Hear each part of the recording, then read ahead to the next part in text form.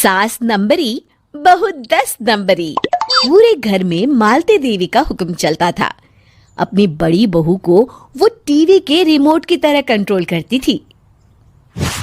चलो, देर हो रही है। 12 बजे से पहले लड़की वालों के यहाँ पहुँचना है। हाँ हाँ, चलती हूँ। मैं तो भगवान से बस ये दुआ कर रही हूँ कि जिस तरह मेरी बड़ी बहू मेरी मुट्ठी में है, उसी तरह मेरी छोटी बहू भी मेरे इशारे पे नाचे। अरे भगवान, भला इस घर में किसकी हिम्मत है जो तुम्हारे खिलाफ जाने की हिमाकत करे। इस तरह मालती देवी अपने छोटे बेटे की भी शादी कर देती हैं। मालती की छोटी बहू फैशन डिजाइनर का कोर्स करके आई थी। उसका सपना था कि शादी के बाद वो अपना खुद का बुटीक खोले। एक दिन, क्या बात है छोटी, तू तो एक से बढ़कर एक डिजाइन बना लेती है। इसमें कौन सी बड़ी बात है दीदी, आप चाहे तो मैं आपको भी सिखा सकती हूँ। हाँ, फिर हम दोनों मिलकर एक बुटीक खोल लेंगे। लेकिन दीदी, उसके लिए तो बहुत पैसे लगेंगे।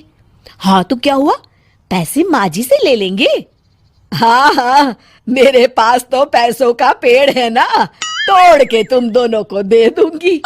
मेरी एक बात अच्छी तरह समझ लो, मैं तुम दोनों को एक ढेला भी नहीं देने वाली। बड़ी आई बुटीक खोलने वाली। ये आप क्या कह रही हैं माँ जी? आप हमारी मदद नहीं करेंगी तो कौन करेगा? अरे अगर बुटीक खोलने का इतना ही शौक है तो अपने माँ बाप से पैसे क्यों नहीं मांग लेती? मेरे पैसों पर क्यों आंख गड़ाए बैठी हो तुम दोनों? इस तरह अपने इरादे स्पष्ट करके मालती देवी वहां से चली जाती है। अरे ये क्या दीदी, माँ जी तो साफ मुकर गई। अब हम क्या करेंगे? तू चिंता मत कर, बुटीक तो खुल के ही रहेगा।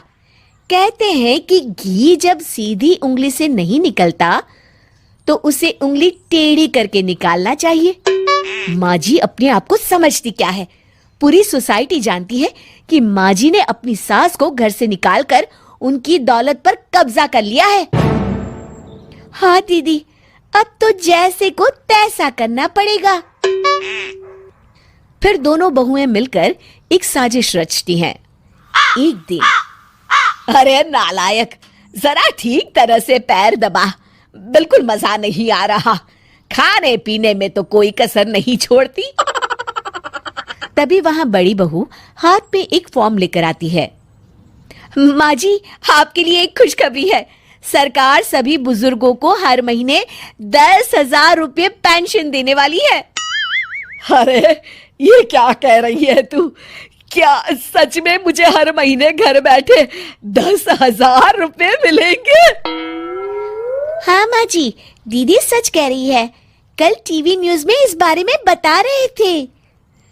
बस आप ये फॉर्म पढ़ के इसे भर दीजिए और अपने दस्तखत कर दीजिए। मैं इन्हें ले जाकर जमा करवा देती हूँ। अरे नालायक, बड़ी कामचोर है तू। इस बुढ़ापे में कहा तुम मुझसे फार्म भरवा रही है, खुद ही भर ले। मैं दस्तखत कर देती हूँ। ठीक है माँ जी। फिर बड़ी बहू बड़ी चालाकी से फॉर्म के पन्नों के बीच प्रॉपर्टी के पेपर छिपा कर रख देती है और उन पर मालती देवी के दस्तखत करवा लेती है।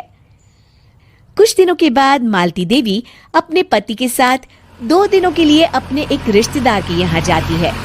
दूसरी तरफ दोनों बहुएं पूरे घर पर अपना कब्जा कर लेती हैं। मालती देवी जब अपने रिश्तेदार के यहाँ से लौटती हैं, तब अपने कमरे में ताला लगा देख आग बबूला हो जाती है। अरे नालायको, मेरे कमरे में इतना बड़ा ताला किसने लगाया है? माँ जी, ये कमरा तो मैंने अपने बेटे रोहन को दे दिया है और आज से आप बाहर कोने में जो छोटा कमरा बना है ना, वहां रहेंगी। अच्छा, मैं उस सड़ेले कमरे में रहूंगी है? तेरी ये कहने की हिम्मत भी कैसे हुई? और मेरी इजाजत के बिना मेरा कमरा देने वाली तू होती कौन है? लगता है तू भूल गई, इस घर की मालकिन मैं हूं। तभी वहां छोटी बहू आती है। अरे माँ जी, आप इस घर की मालकिन नहीं है। अब इस घर की नई मालकिन हम दोनों बहुएं हैं। ये देखिए, इन प्रॉपर्टी के पेपर पर आप ही के दस्तखत है। अरे भाग्यवान, ये तुमने क्या कर दिया?